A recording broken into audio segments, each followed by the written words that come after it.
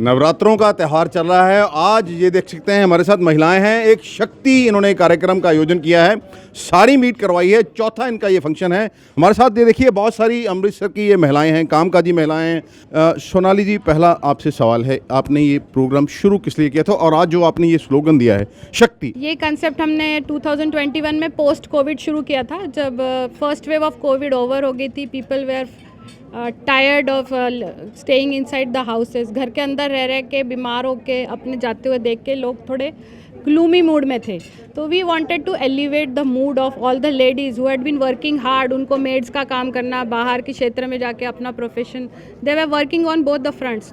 तो we decided एक outlet हो जाता है, एक when you enjoy, when you have self love, when you dress up for your self, that's a different feeling totally.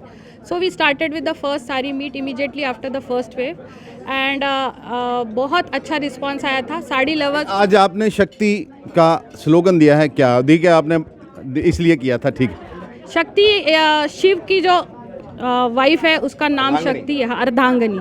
हाँ, शक्ति का रूप होती है, शक्ति ही शिव की असली शक्ति होती है। और जो एक लेडी होती है उसका जो एक कंट्रीब्यूशन होता है फैमिली में, वो सबसे ज़्यादा होता है, हाफ से भी ज़्यादा, आई मीन टू से। एंड मुझे ये लगता है कि लेडीज़ ने अपने आप को भी एक सेलिब्रेशन करनी चाहिए। जो नवरात्रि का त्यौहार है वो लेडीज़ को अपने आप को सेलिब्रेट करने के लिए, लेडीज़ की अपलिफ्टमेंट के लिए और उनको अपने घर में जो उच्चतम दर्जा देने के लिए था। तो सोनाली थी, आजकल आज भी महिलाओं को किन मुश्किलों से गुजरना पड़ता है रोज़मर्रा की ज़िंदगी में? आज भी महिलाओं को हर तरफ से मुश्किलों का वो करना पड़ता है, मे बी हाउसवाइफ हो और प्रोफेशनल हो। डोमेस्टिक चीज़ें हैं, एक वर्किंग फ्रंट पे आपको जो सहना पड़ता है, या डोमेस्टिक लेवल पे आपको कोई अब्यूज़ होती है, आपको इकोनॉमिकल लेवल पे पूरे पैसे नहीं मिलते as compared to the male gender when you work hard. So बहुत सारी चीज़ों का जेंडर इनइक्वालिटी की वजह से हर जगह लेडीज़ को एक प्रॉब्लम सफ़र करना पड़ता है। होना क्या चाहिए? Gender equality is what I address and I always support that कि ladies should stand for each other. हमने आपस में जलसी न करते हुए, जो लेडीज़ प्रॉब्लम से गुजर रही है उनके साथ एम्पैथी रखते हुए उनका साथ देना चाहिए। लेडीज़ ने अपना एक स्ट्रॉन्ग ग्रुप बनाना चाहिए और लेडीज़ को एक दूसरे को सपोर्ट करना चाहिए। देखिए, मैं सबसे बारी बारी बात करूंगा। और भी आपका क्या नाम है? और मेरा वही सवाल है कि महिलाओं को आज भी किन मुश्किलों से गुजरना पड़ता है? जी, मेरा नाम नगमा खन्ना है और मैं एक एजुकेशनल एंटरप्रेन्योर हूँ। मैं स्पोकन इंग्लिश की क्लासेस लेती हूँ और मैं ये मानती हूँ कि चाहे कोई वर्किंग है या नहीं, हर औरत को बहुत सारे प्रेजुडिस का सामना करना पड़ता है। लाइक कि अगर आप घर में ले लो तो अगर आप बच्चे जो हैं वो एक माँ की टोटल जिम्मेदारी समझे जाते हैं और अगर कुछ छोटी सी भी गड़बड़ हो जाए तो सारा ब्लेम जो है वो मदर को किया जाता है, माँ को जिम्मेदार ठहराया जाता है। जबकि आई थिंक बच्चा दोनों माँ बाप की रिस्पॉन्सिबिलिटी है और शेयरिंग ऑफ वर्कलोड होना बहुत ज़रूरी है। घर में एक मर्द को भी उतना ही रिस्पॉन्सिबली काम करना चाहिए, हाथ बटाना चाहिए। और दूसरा मुझे लगता है, जैसे I was working all my life, तो मुझे लगता है कि हमें ऐसे ट्रीट किया जाता है जैसे हमें कम समझ है। अगर मैं 10 साल से किसी यूनिवर्सिटी में पढ़ा रही हूँ और 5 साल पहले कोई मेल प्रोफेसर ने ज्वाइन किया, I was teaching in the university, तो वो आपको ऐसे चीज़ें समझाता है जैसे आपको कम समझ है और उनको ज़्यादा है। तो आई फील कि हर एक स्टेप पे we have to do double the work. अगर हमें हर टाइम यही प्रूव करना पड़ता है कि हम इंटेलिजेंट हैं, हमें आता है, हमें शक्ति है, जबकि हम खुद वर्शिप करते हैं इतनी फीमेल गॉडेसेस की। तो एक खुशी की बात है, 2 महिलाओं ने नाम रोशन किया है। बॉक्सिंग में उन्होंने चैंपियनशिप जीती है। हमारी बेटियां, जो देश की बेटियां हैं, उन्होंने हर जगह हमारा नाम रोशन किया है। और मुझे लगता है कि हमें थोड़ा अपनी डॉटर्स को नाजुक या पापा की परी नहीं बनाना चाहिए। उनको ये सिखाना चाहिए कि आप पैम्पर्ड नहीं हो, आप इक्वल हो। उसमें आप नहीं समझते पापा का भी दोष है? अगर पापा उसको अपनी परी, बिल्कुल, पापा की परियां हमें चाहिए नहीं, हमें इक्वल हार्ड वर्किंग लोग चाहिए ताकि हमारी कंट्री जो है और आगे बढ़े। डॉक्टर हरपूनम, आप देखिए लंबे समय से आपने प्रोफेशन में काम किया है, आपको क्या लगता है कि आज भी महिलाओं को किस समस्याओं से गुजरना पड़ रहा है और इसका समाधान क्या है? महिलाएं अभी भी काफ़ी ज़्यादा, खास करके शहर में तो चलो फिर भी काफ़ी बराबर मानी जाती हैं आदमियों के साथ, बट जो गांव में हैं वहाँ पे उनका हाल अभी भी वो बहुत ज़्यादा दबी हुई हैं। पर हमें ये अगर हम ज़्यादा करते हैं इस बात पे जोर की जो लड़की है वो नाजुक है, वो कुछ डिसीजन नहीं ले सकती, ये एक बात बचपन से ही उनके दिमाग में डाल देती जाती है कि वो कुछ नहीं फैसला कर सकते। जब छोटी हैं तो पापा फैसला करेंगे, बड़े होएंगे भाई करेगा, फिर हस्बैंड करेगा, फिर बेटा करेगा।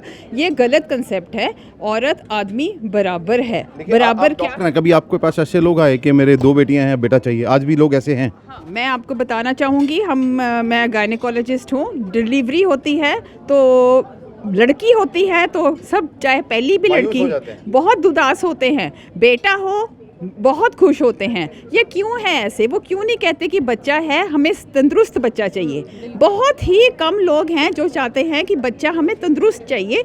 कोई ये नहीं कहेगा कि नहीं जी, वो यही कहेंगे कि हमारे बेटा हो, चाहे बाद में वो बेटा चाहे उनको ही घर से बाहर निकाल दे, बेटी चाहे सारी उम्र उनका साथ दे, पर उनको बेटी फिर भी नहीं चाहिए, उनको बेटा चाहिए। ये गलत कंसेप्ट है इनको। हाँ जी जी। और कुछ आप कहना चाहें? और मैं कहना चाहूँगी कि जितना मर्जी आप औरत को कमज़ोर कहते हैं, नाजुक कहते हैं, हम जैसे अब देखते हैं कि डिलीवरी होती है वो कितनी पेन दर्द बर्दाश्त करती हैं, वो कहाँ की नाजुक हैं, वो बहुत ज़्यादा सख्त, पत्थर से भी ज़्यादा मजबूत हैं। और उसको जो हक मिलना चाहिए अभी भी शहर में तो बेटर ठीक है। अगर मैं गलत नहीं हूँ, मैंने ना एक बार पढ़ा था, एक पत्नी की डिलीवरी होती है तो पति बोलता है कि मुझे भी उस तरह का इंजेक्शन दे दिया जाए, तो दिया था तो 10% भी नहीं सह पाया था। ऐसा मैंने सुना है, ये सच है कि नहीं? ये सच है। उसको वहीं पे उसने कह दी कि नहीं, ये नहीं हम कर सकते। और ये जो डिलीवरी है ये मुझे लगता है औरत ही अच्छा कर सकती है। अगर आदमी को कहीं भगवान चांस दे तो वो पहली स्टेप पे ही निकल जाए इस काम से। आप क्या कहना? यही सवाल आपसे। हाँ जी, मेरा सवाल यही है कि एक औरत जब से जन्म लेती है, जब आप बात कर रहे हैं भ्रूण हत्या, ठीक है, जब से जन्म लेती है, फिर पढ़ती है नहीं पढ़ती है, बेटे को चांस दिया जाता है, उसके बाद भाई, पति, पिता, और फाइनली अर्थी में भी कहते हैं बेटा ही दे अर्थी। तो ये तो काफी जगह ये चेंज हो गया, तो जब बेटियां अर्गन देने लगी हैं, लेकिन वो बहुत माइनॉरिटी में है। और ये खेल सारा पितृसत्ता का है। जब आप कह रहे हैं ना कि औरत औरत की दुश्मन है, औरत औरत की दुश्मन नहीं है, ये पितृसत्ता है। और ये खेल खेला जा रहा है मेल डोमिनेशन सोसाइटी में कि आदमियों को बोल के भ्रूण हत्या करने के लिए तो औरत ही देखिए कहती है ना, एक सास ही अपनी बहू को कहती है। सास क्यों कहती है बहू को? क्योंकि जिस औरत का बेटा होता है उसका समाज में रुतबा ज़्यादा है, तो हमारा समाज क्यों जिस औरत के बेटा है उसको ज़्यादा सम्मान देता है? यदि आपकी बेटी है तो उसको उतना सम्मान नहीं मिलता, तो औरतें क्या करेंगी? औरतें कठपुतली बन जाती हैं इस समाज में। आपको क्या लगता है क्या होना चाहिए इसका समाधान? देखिए आज हम 21वीं सदी में जी रहे हैं, उसके भी 23 उसका समाधान ये है, जो पुरुष हैं, जो बेटे हैं, उनको सेंसिटाइजेशन करनी चाहिए। हमें अपने घरों से शुरुआत करनी चाहिए। हमको एम्पावर हम ऑलरेडी हैं। आपको लगता है कि मतलब पुरुष सेंसिटिव नहीं है इस मामले में? नहीं है, बिल्कुल भी नहीं है। और हमें अपने घरों से शुरुआत करनी है। आपके घर में भी ऐसा ही क्या? मेरे घर में नहीं, आप देख लो, मैं अकेली हूँ और मैं एक वकील हूँ, क्लिनिकल साइकोलॉजिस्ट हूँ, और मैं पूरी दुनिया घूम चुकी हूँ, और मेरे साथ कोई ऐसा हमारे घर में जब बेटी पैदा होती थी, मैं पार्टी। मेरा सवाल ये है जी, देखिए आपके घर में कोई पिता होंगे, पति होंगे, भाई होगा, रिश्तेदारों में आपके इसी तरह हैं। इसके 2 सवाल हैं। एक तो उन परिवारों में है कि जो लोग एजुकेशन नहीं है जिनके पास, एक दूसरे हैं जिनके पास, यहाँ पूरे समाज को आप एक ही तरह मैं एक ही तरह दिख रही हूँ। और ये बहुत गलत एक मिथ्या है कि जो एजुकेटेड लोग हैं वो डिस्क्रिमिनेट नहीं करते हैं। वो मानसिकता जो है, चाहे आपके पास एजुकेशन है या नहीं, क्योंकि अगर आप आंकड़े देखेंगे, बम्बई, दिल्ली जो भी मेट्रोपॉलिटन है, वहाँ चाइल्ड सेक्स रेशो 1000 से सबसे ज़्यादा कम है। पंजाब में तो सबसे ज़्यादा ही कम है, लेकिन जहाँ मेडिकल टेक्नोलॉजी जा रही है वहाँ सेक्स रेशो कम हो रहा है। तो एजुकेशन से इसका कोई लेना देना नहीं है, रिलीजन से इसका कोई लेना देना नहीं है। क्या होना चाहिए? समाधान क्या? समस्या का समाधान एजुकेशन, सेंसिटाइजेशन, बच्चों को, लड़कों को बताना। अभी लड़के, अब आप स्कूल कॉलेजेस में जाइए, लड़के आपस में आते कि लड़कों को, यहाँ मैं वैलेंटाइंस डे पे कभी लेक्चर देती हूँ BBK DAV में, कहते हैं कि लड़कियों को घर निकलने नहीं दे रहे हैं पेरेंट्स, क्योंकि लड़के बाहर खड़े होंगे। तो आप अपने बच्चों को क्या शिक्षा देते हैं? कि आप अपने बच्चों को शिक्षा देते हैं कि एक रिस्पेक्ट से आप देखिए एक दूसरे को इंसान, औरत, माँ, ये रुतबा बड़ा देवी बन के मत डालिए। या तो आप हमें डस्टबिन में फेंक देते हैं या हमें देवी बना देते हैं। आप ना बनाइए, आप हमें इक्वालिटी का दर्जा होना चाहिए। बिल्कुल ठीक बात है। आपका क्या नाम है? मेरा नाम दिवजोत कौर है, मैं बैलून्स एंड रिबन्स के हूँ। तो आपको क्या लगता है, ये देखिए समाज में जो अभी भी कह रही हैं महिलाओं को सामना इन चीज़ों का करना पड़ता है, तो इसका समाधान क्या है? मेरे हिसाब से जो अभी जैसे हमारे यहाँ पे शहरों में तो इसकी जो है सिचुएशन काफ़ी अच्छी है। जो फ़र्क ज़्यादा नज़र आता है वो गाँव में नज़र आता है, रूरल एरिया में नज़र आता है। तो उसमें वहाँ पे अगर हम उस चीज़ पे एजुकेशन दें, उनको अवेयरनेस दें और उनको एक स्किल दें, ठीक है, क्योंकि सबसे पहले ना अगर एक औरत इंडिपेंडेंट होगी, अगर वो कमाएगी, अगर वो इंडिपेंडेंट होगी तो उसकी सोच में थोड़ा फ़र्क आएगा। अगर एक घर में एक कहते हैं ना कि औरत अगर शिक्षित हो, पढ़ी लिखी हो, तो उसका जो है वो परिवार में जो है उसका परिवार पालने का जो तरीका होता है वो फ़र्क पड़ जाता है। सो वो फ़र्क हमें एजुकेशन के थ्रू देना पड़ेगा, उसको समझाना पड़ेगा कि वो उसमें काबिलियत है, जैसे हम कह रहे हैं कि शक्ति है, सो उसको बस उसकी शक्ति से अवेयरनेस दिलाने की ज़रूरत है ताकि वो कमाए और वो अपना जो है वो कुछ दे। चलिए, ये देखिए ये तमाम महिलाएं हैं, यहाँ पर आई हैं आज साड़ी मीट, ये नवरात्रों के अवसर पर ये कार्यक्रम करवाया गया। इनका कहना है कि आज भी महिलाओं को समानता नहीं मिली है।